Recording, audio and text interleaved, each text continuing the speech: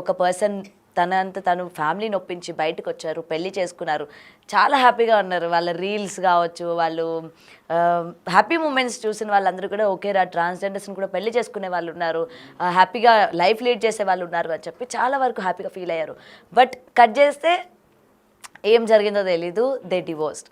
అయితే దీని వెనక నేను ఇంకొకటి కూడా విన్నానమ్మా. యాక్చువల్లీ వీళ్ళిద్దరు కూడా అంటే రీసెంట్గా నేను విన్నా, వీళ్ళిద్దరూ కలిసే ఉన్నారు, కావాలని యాక్టింగ్ చేస్తూ ఉన్నారు, జనాలందరినీ కూడా మభ్య పెట్టడానికి, ఫ్యాన్స్ అంటే ఫాలోవర్స్ని పెంచుకోవడానికి వీళ్ళిద్దరు కూడా డివోర్స్ అయినట్టు యాక్ట్ చేస్తూ ఉన్నారు అని చెప్పి కూడా ఈ విధమైన కమెంట్స్ నేను విన్నాను. సో ఏం చెప్తాను? యాక్చువల్గా నేను అంకితా రాజ్ వాళ్ళ అంటే ఏదైతే వాళ్ళ లైఫ్ ఉందో, వాళ్ళ మ్యారేజ్ బ్రేకప్ కాదు, సపరేట్గా జీవించడానికి తీసుకున్న నిర్ణయాన్ని, దీని గురించి ఎపిసోడ్స్ చాలా ఒక 2-3-4 చేశాను. హ్యూజ్ రెస్పాన్స్ వచ్చింది. బట్ చాలామంది నన్ను వద్దు అన్నారు యాక్చువల్గా చేసేటప్పుడు. అంటే వాళ్ళది ప్రైవేట్ లైఫ్ అండి అని ఒకటే చెప్పాను. ఎక్స్ప్లెనేషన్ ఏంటంటే వాళ్ళ ఇద్దరి మధ్య ఉన్న రిలేషన్షిప్ ప్రైవేటే, but it's not private, it is public. అంతా అక్కడ యూట్యూబ్లో ఉంది, ఓపెన్గా ఉంది. వాళ్ళు పెళ్లి చేసుకుంది, ఇల్లు కట్టుకుంది, ఇదంతా కూడా ఓపెన్గా ఉంది. సో ఒక ప్రైవేట్ లైఫ్ ఇద్దరి మధ్య కమ్యూనిటీకి సంబంధించిన వాళ్ళు అయినప్పుడు, అది పబ్లిక్ అయినప్పుడు, that will show a greater impact on the society. సమాజం మీద ఒక లార్జర్ ఇంపాక్ట్ పడుతుంది. ఇప్పుడు మీరే అన్నారు కదా, ఎంత బాగా ఉన్నారు, ఇల్లు తీసుకున్నారు, మళ్ళీ తర్వాత విడిపోయారు, ఇవన్నీ. So it is showing an impact on people కదా. సో చాలామంది, కొన్ని వేల మంది, లక్షల మంది మీద అది ఇంపాక్ట్ చూపిస్తుంది. అట్లాంటప్పుడు అది చెడు చూపించవచ్చు, మంచి చూపించవచ్చు, ఒకలాంటి కన్ఫ్యూజన్ కూడా క్రియేట్ చేయొచ్చు మీరు ఇప్పుడు అన్నట్టు. So as a community person, transgender community represent చేస్తూ నేను రెస్పాన్సిబుల్గా ఫీల్ అయ్యాను. ఏంటంటే లేదు, ఇది రైట్ టైము. యాక్చువల్గా పెళ్ళిళ్ళు అవుతే ఎలా అవుతాయి, ఎలా కలిసి ఉంటారు, అసలు రైట్స్ ఉన్నాయా, లీగాలిటీ ఉందా, ఇవన్నిటిని చెప్పవలసిన టైం ఇది, ఎగ్జాక్ట్ టైము. అంకితా రాజ్ అనేది ఒక ఎంట్రీ పాయింట్, ఒక థ్రెషోల్డ్ మాత్రమే. But thing is, this is an avenue to discuss all these points అనమాట. ఎల్జిబిటీ కమ్యూనిటీలో, ముఖ్యంగా ట్రాన్స్ కమ్యూనిటీలో అసలు ఎలా ఉంది, లివింగ్ రిలేషన్షిప్లో ఎలా ఉంది, మ్యారేజ్ అనే ఇన్స్టిట్యూషన్ ఎలా ఉంది అన్నదానికి ఇది ఒక స్కోప్గా తీసుకొని నేను కొన్ని ఎపిసోడ్స్ చేశాను. వాళ్ళిద్దరూ కలిసి జీవించడం ఎలా పబ్లిక్ అయిందో, సోషల్ మీడియాలో ఉందో, విడివిడిగా జీవించడం అనేది కూడా వాళ్ళు తీసుకున్న నిర్ణయం పబ్లిక్లో ఉంది. దట్స్ కంప్లీట్లీ, అంటే దాని రీజన్స్ కంప్లీట్లీ పర్సనల్ వాళ్ళకి.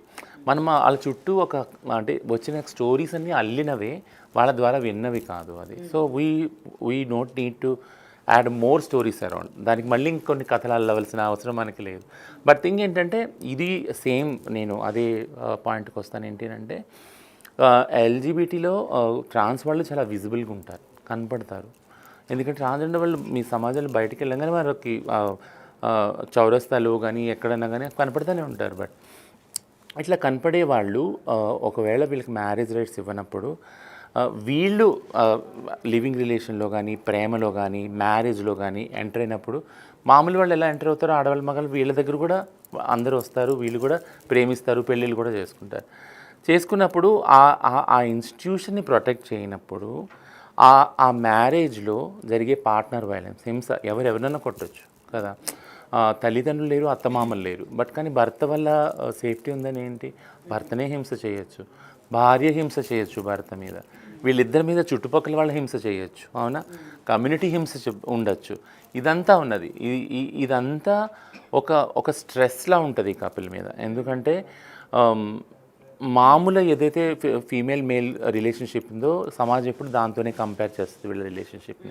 మీరే అన్నారు, అంకితా రాజు కలిసి ఉంటే ఎంత బాగున్నారంటే, ఉన్నారు, బట్ 2 సంవత్సరాలే ఉన్నారు. 2 సంవత్సరాలు కాకుండా నన్ను కొంతమంది అన్నారు, మాకు కొన్ని ఆశలు ఉండే, వాళ్ళు కలిసి ఉన్నప్పుడు మేము కూడా పెళ్లి చేసుకోవచ్చు అని కొంతమంది ట్రాన్స్జెండర్ వాళ్ళు. కానీ మాకు ఇప్పుడు లేవంటే నేను అన్నాను, వాళ్ళు ఒక కపుల్ మాత్రమే, they won't represent the whole community కదా. Ankita is not a face of the whole transgender community, and Raj also not even face of the whole men community. అంటే ఇక్కడ ఇంకొక క్వశ్చన్స్ కూడా రైజ్ అవుతూ ఉంటాయి. ఏంటంటే ట్రాన్స్జెండర్స్కి భవిష్యత్తు అంటే ఫ్యూచర్ ఇద్దామని పెద్ద మనసు చేసుకొని వచ్చి పెళ్లి చేసుకున్నప్పటికీ వాళ్ళ యొక్క పాస్ట్ ఏదైతే ఉందో దాన్ని వదలడానికి ఇష్టపడరు. కాబట్టి వాళ్ళ యొక్క మ్యారేజ్ లైఫ్స్ ఏవైతే ఉన్నాయో ఇలా మధ్యలోనే ఆగిపోతూ ఉంటాయి. సో వాళ్ళని ఇంకెవరు వచ్చి పెళ్లి చేసుకుంటారు అని చెప్పి కూడా నేను కొన్ని విన్నా. ఏమంటారు? ఈ కపుల్ వీళ్ళ పర్సనల్ లైఫ్ పబ్లిక్ అవటం వల్ల, సోషల్ అవటం వల్ల అట్లాంటి జడ్జ్మెంట్స్ వచ్చినాయి. యాక్చువల్గా నేను ఇంతకుముందు చెప్పినట్టు 15-20 సంవత్సరాలు, 20 సంవత్సరాలు, I have more examples in the community. చాలామంది కలిసి జీవించటము, జీవించి ఉన్న వాళ్ళు ప్రస్తుతం కూడా ఉన్నారు చాలామంది. థింగ్ ఏంటంటే సో ఒక ఎగ్జాంపుల్ తీసుకొని, ఒక కపుల్ ఎగ్జాంపుల్ తీసుకొని దాన్ని ఓవర్ సింప్లిఫికేషన్ అంటారు. దాన్ని మొత్తం కమ్యూనిటీకి ఆపాదించడం చాలా తప్పు. అది ఏ కపుల్ అయినా నేను అంటాను. ఒక ఆడమగ సంథింగ్ ఒక సెలబ్రిటీస్ ఉన్నారు, ఇద్దరు యాక్టర్ పెళ్లి చేసుకున్నారు, నేను పేర్లు చెప్పాను. వాళ్ళకి చూసి ఇలా చేసుకుంటే ఇలా అవుతుందా అనేది ఇట్స్ కంప్లీట్లీ పర్సనల్. వాళ్ళు వచ్చే చెప్పారు కదా పబ్లిక్లో, ఇది మా పర్సనల్ లైఫ్, మా మధ్య ఏం లేదు, మనకి క్లారిటీస్ ఇచ్చారు. యాక్చువల్గా వీళ్ళు ఇవ్వలేదు అందుకని ఇన్ని కథలు వెళ్ళినాయి.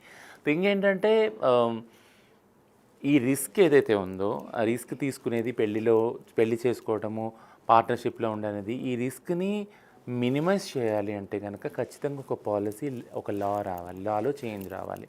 సుప్రీంకోర్టుకి వెళ్ళినప్పుడు సుప్రీంకోర్టు ఏమందంటే అప్పుడే మేము మార్చలేము, ఎందుకంటే మ్యారేజ్ చట్టాలు చాలా ఉన్నాయి. హిందూ మ్యారేజ్ యాక్ట్ ఉంది, ముస్లిం మ్యారేజ్, క్రిస్టియన్, ఇవన్నీ డిఫరెంట్గా ఉన్నాయి.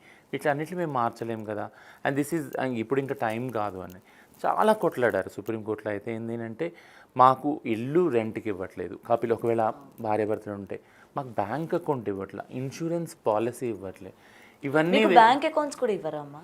అంటే ఒక కపుల్కి జాయింట్ అకౌంట్, జాయింట్ అకౌంట్ ఇవ్వట్లేదు భార్యాభర్తలు, ఒక ఇన్సూరెన్స్ పాలసీ ఇవ్వట్లేదు, నామినీ లాగా, ఇవన్నీ కూడా టెక్నికల్గా వాళ్ళు చూపించారు తీసుకెళ్తే. దెన్ వాళ్ళు ఏమన్నారంటే then we need to change lot of laws, చాలా చేంజ్ చేయాల్సి వస్తుంది, and we have no time life for this and దీని డిస్కషన్ మళ్ళీ పెండింగ్ పెట్టారు. ఇంకేంటంటే ఇది ఓన్లీ టెక్నికల్గా చూపించింది, ఇవి సివిల్ మ్యాటర్స్ యాక్చువల్గా, అడాప్షన్, మ్యారేజ్ ఇవన్నీ. బట్ మేము చెప్పేది ఏంటంటే ముఖ్యంగా ట్రాన్స్జెండర్ కమ్యూనిటీలో ఇందులో వైలెన్స్ ఉంది. చాలామంది ఓంట్ బిలీవ్. నేను మొన్న ఒక రీసెర్చ్ వాలంటరీ అయ్యి నేను చేశాను కొంతమంది స్టూడెంట్స్ తోటి, సోషల్ వర్క్ స్టూడెంట్స్ తోటి.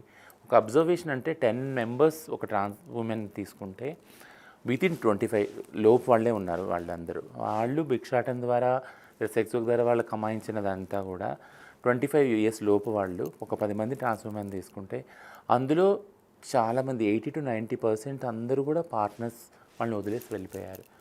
పార్ట్నర్స్ వదిలి వెళ్ళటమే కాకుండా వాళ్ళు సేవ్ చేసుకున్న మనీ బెగ్గింగ్ ద్వారా, సెక్స్ వర్క్ ద్వారా ఒక minimum is 25 lakhs, maximum is లెక్కలేదు దానికి. అంటే 25 lakhs 25 ఏజ్ లోపల వీళ్ళు ఎంతో కష్టపడి సేవ్ చేసుకున్నారు. ఒక లైవ్లీహుడ్ వాళ్ళకు ఓన్లీ భిక్షాటన, సెక్స్ వర్క్ ఉంది. అట్లాంటి హార్డ్ ఎర్న్ మనీ ఎర్నింగ్స్ అన్ని తీసుకొని సేవింగ్స్ వెళ్ళిపోతే వాళ్ళు ఎట్లా బతకాలి? మళ్ళీ వాళ్ళు అదే రోడ్డుకు రావాలి, అదే భిక్షాటన, అదే సెక్స్ వర్క్లోకి వెళ్ళాలి. So it's very tough.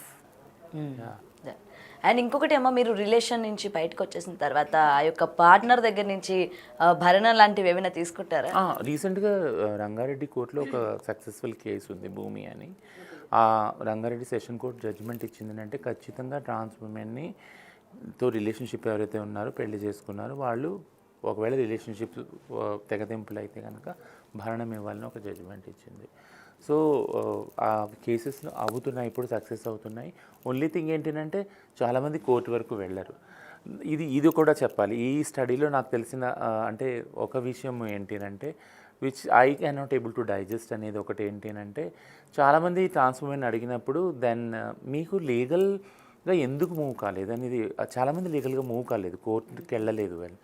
ఎందుకు కాలేదు అంటే మా నీడ్, మా పార్ట్నర్ ఎవరైతే వదిలి వెళ్ళిపోయాడో అతను మళ్ళీ రావాలనే ఉంది, కానీ వాళ్ళని కోర్టుకి ఇచ్చి పైసలు గుంజాలని మాకు లేదండి. నేను అనుకున్నా ఓ అలానా, అంటే అలా ఎందుకు అంటే, సో ఇది ఎలా చూడాలి అని అంటే వాళ్ళు ప్రేమనే కోరుకుంటున్నారు, ప్రేమ కోల్పోయారు కాబట్టి జీవితంలో వాళ్ళు ఆ ప్రేమనే కోరుకుంటున్నారు, కానీ మనీ అనేది that is very secondary for them.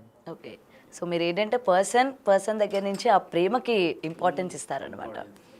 Okay, so ఏదైనా ఎందుకంటే రెగ్యులర్గా మనం చూస్తూ ఉన్న ఈ కేసెస్ వరుసగా ట్రాన్స్జెండర్స్ పైన జరుగుతున్న హత్యలు కావచ్చు, మానభంగాలు కావచ్చు, లేకపోతే ఈ దోపిడీలు అనుకోవచ్చు, అండ్ ఈ డివోర్స్లు, ఇవన్నీ అందుకని మిమ్మల్ని పిలిపించడానికి కూడా మెయిన్ రీజన్ అదే. అసలు వీటన్నిటికీ కూడా ఫుల్ స్టాప్ ఏమైనా ఉందా? దీనికి సంబంధించి మీ కమ్యూనిటీలోని మీరు ఎటువంటి ఛార్జ్ తీసుకోబోతున్నారు? ఎందుకంటే మీరు ఒక హెడ్ లాగా ఉన్నారు, ఒక యాక్టివిస్ట్ లాగా ఉన్నారు కాబట్టి వాట్స్ యువర్ మోటివ్? మీరు ఎటువంటి స్టాండ్ తీసుకోబోతున్నారు? నెక్స్ట్ మరొక ట్రాన్స్జెండర్ దోపిడీకి గురి కాకుండా, హత్యకి గురి కాకుండా, ఇట్లా డివోర్స్ అంటే రిలేషన్లోకి వెళ్ళి ఇలా బాధపడకుండా ఉండడానికి మీరు తీసుకుంటున్న చర్యలు ఏంటి అన్న తెలుసుకోవడానికే ఇవాళ మిమ్మల్ని అయితే ఇన్వైట్ చేయడం జరిగింది.